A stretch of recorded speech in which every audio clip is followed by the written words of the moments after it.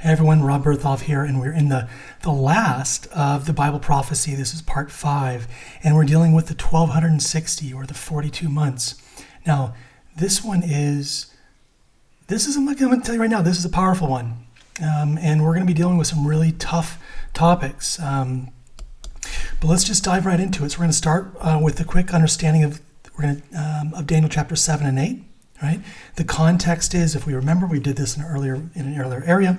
How ultimately we look at how Rome was formed out of the vacuum that was left by Alexander the Great when he died. He had the 4 generals ultimately that formed. Now, we read that one of the horns, so one of Alexander the Great's 4 generals, specifically Seleucus, right, as we read here, it says, and out of one of them, which we know who that is, came forth a little horn. So what we find, and again, I get more into detail in another course on this. Take the, when we actually get into the Revelation one here, specific around this. But what happens is that papal Rome forms a treaty with the Seleucid Empire. Okay? It's historical. We read now that out of that relationship, it says now in Daniel 8, chapter 9, Daniel 8, verse 9, which wax exceedingly great towards the south and towards the east and towards the pleasant land. So this is talking about the formation, really, of papal Rome and the flourishing of papal Rome. So we know that in Daniel chapter 8 and Daniel chapter 7, that final power is papal Rome, starting in 538 and moving forward. So this is what we're analyzing right now. We're looking at ultimately the papacy.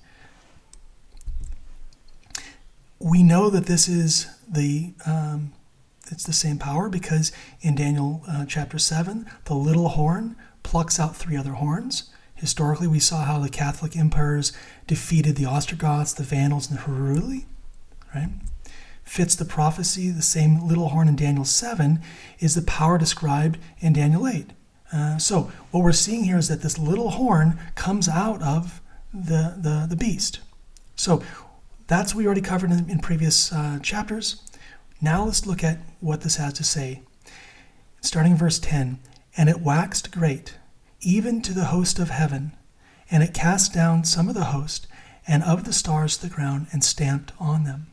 So this is talking about the persecution that came out of the Catholic Church. We know historically the Inquisition, right, where the Catholic Church, had the aim of not allowing any other religion and violently killed millions, including the Cathars and the Waldensians, in order to stop the original Church of Jesus, right, the Christian Church, stop that and replace it with a mixture of paganism that we saw. Look, and there's no way to sugarcoat this. The papacy was committing genocide, and it was against the Protestants for almost 2,000 years, right? Killing men, women, elderly, children, completely indiscriminate, banning the Bible, and proclaiming itself as God. In Daniel 7:25, the power is further described, and he shall speak great words against the Most High, and shall wear out the saints of the Most High, and think to change times and laws. Now, we covered this in the last module, but I just want to point out again, papal Rome, we found, is the one that changed the day of worship from the 7th day, what the Bible instructs, ultimately to the 1st day. Okay? So this power that will think to change times and laws, well, which is the only law that deals with the time? In the 10 Commandments, it's the 4th commandment, Sabbath.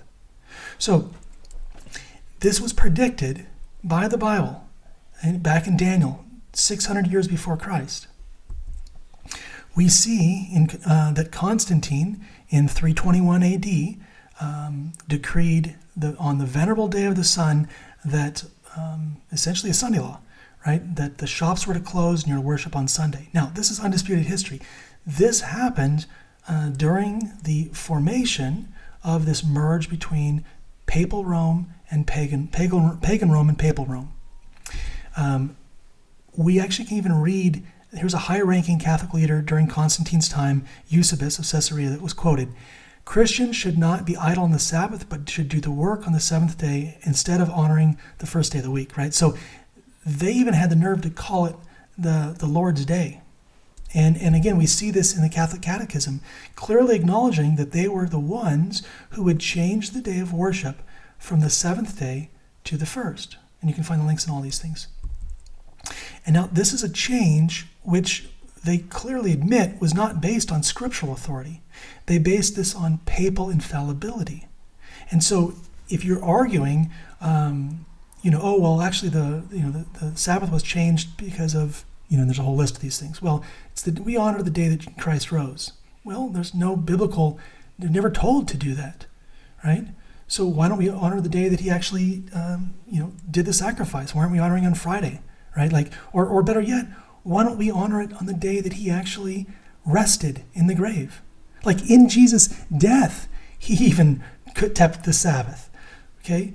The point is this, there's no scriptural authority to show the change. But here it is in black and white. The Catholic Church changed the day from Saturday to Sunday over 1,000 years before the existence of Protestantism.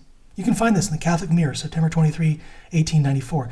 So this power, which we read about in Daniel 7:25, thought to change times and laws, is clearly identified as the Roman Catholic Church.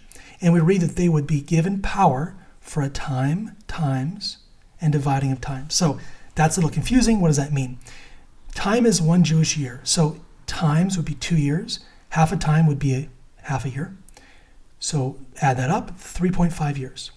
Multiply that by the Jewish 360 days in a year, and we come to 1,260 days.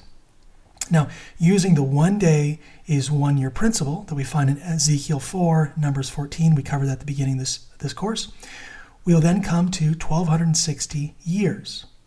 Okay, so we have a timeline now, right? And we can actually see that there's this piece. But before we dive into when the date started and when the date ended, I want to just point out that this is not a one-off reference. In fact, it's referenced many times in Daniel and Revelation with several quotes that talk about the same time period. And it's viewed as a time, times, and dividing a time. We just did that one. Time, times, and a half, right? We also see a time, a times, and a half a time. We also see it called 40 and 2 months, right? Same time period. Also 1,203 score days.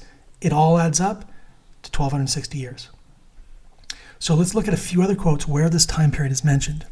Daniel 12:7, we find that the same time period, time, times, and a half, or 1,260 years, was when the holy people, or God's true Christian church, would be scattered. So scattered under this rule, right?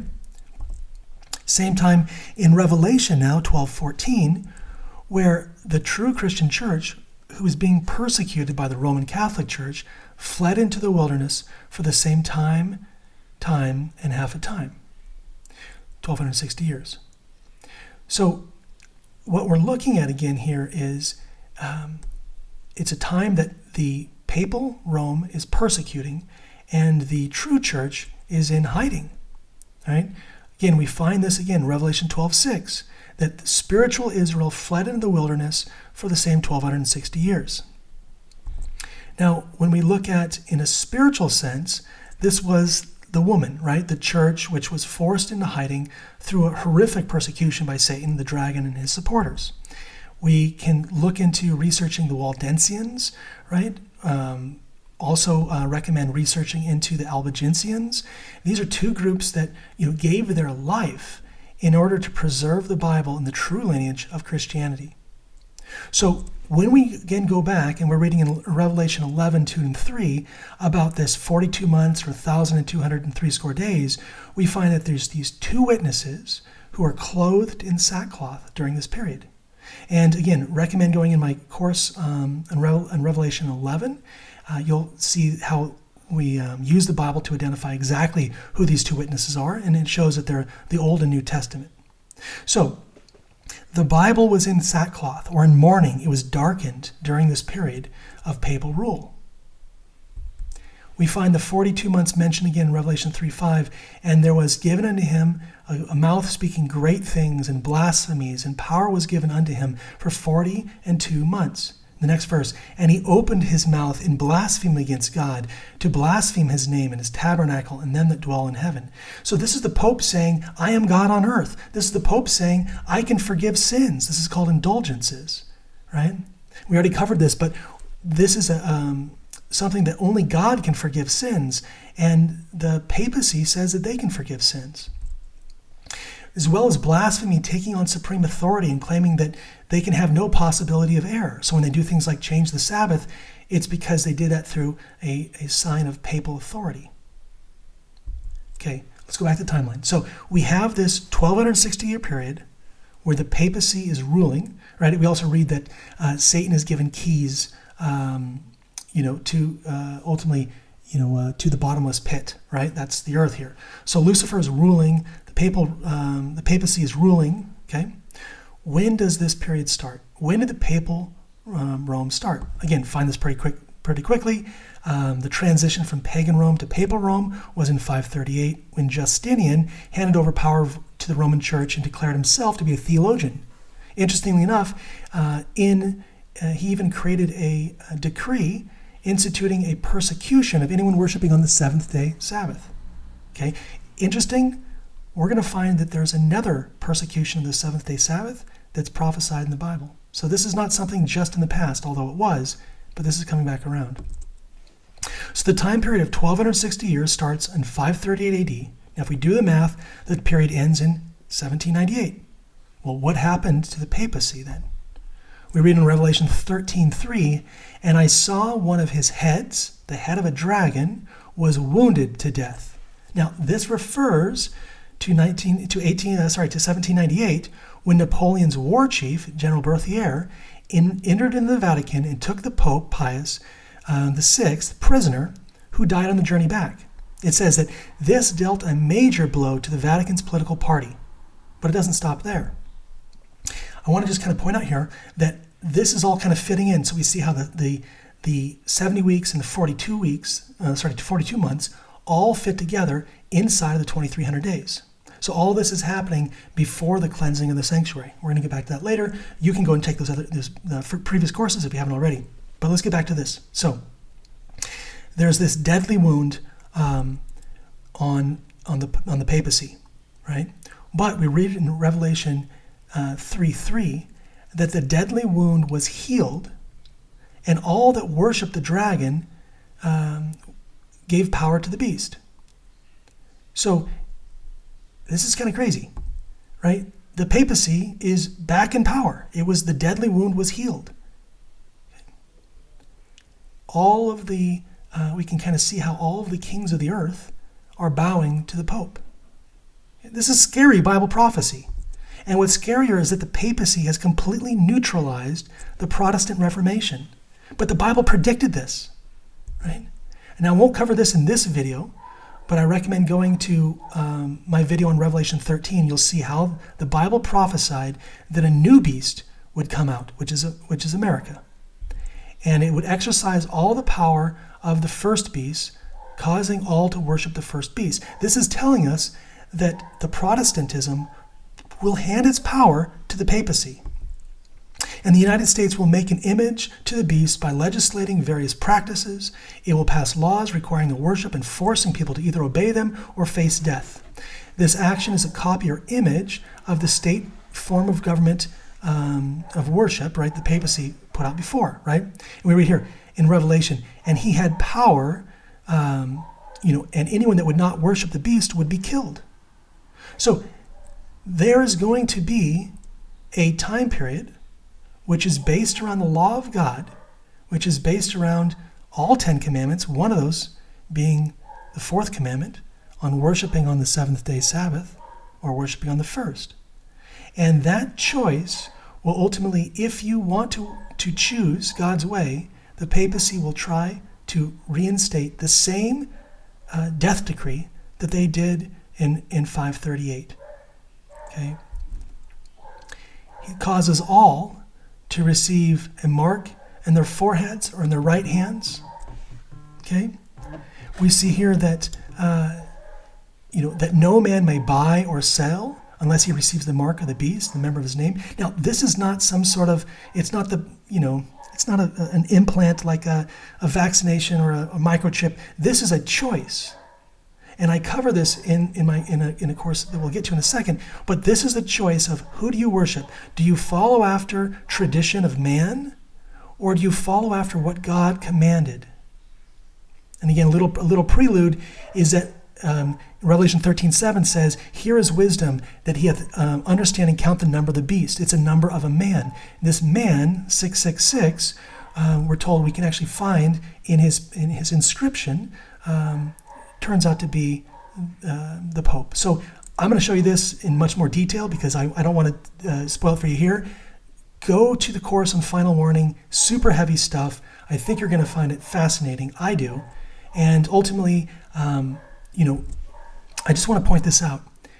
I am condemning, without question, the Roman Catholic Church for its role in killing Christians, for its role in changing the Word of God, for its role in so many other things, blasphemy. But I'm not condemning Catholics. And there needs to be a big distinction between the two. Christ says, there are many sheep in my fold. And that means that he has many beautiful followers who are earnest and dear lovers of Jesus and followers of all the light that they're given, that are in every denomination. And that's not just in Christian denominations. He has people that I believe will be saved in every denomination and every religion and all over, but only because they have not yet been given this message. There will be a time soon where this message will go out to the entire world. And once this message does, we will be forced to make a choice. We will no longer be in ignorance. And so if you take this in and don't use this to make a choice, ultimately that is a dangerous thing to do. Again, if you haven't already, this does complete the entire course on Bible prophecy. This is the fifth in the series. If you haven't already, I recommend taking a course on, have different courses that can be taken. And so I recommend looking at these. Ultimately, next up, I recommend taking either the Law of God or other. And again, looking forward to connecting with you more in the next video. Thanks, everyone.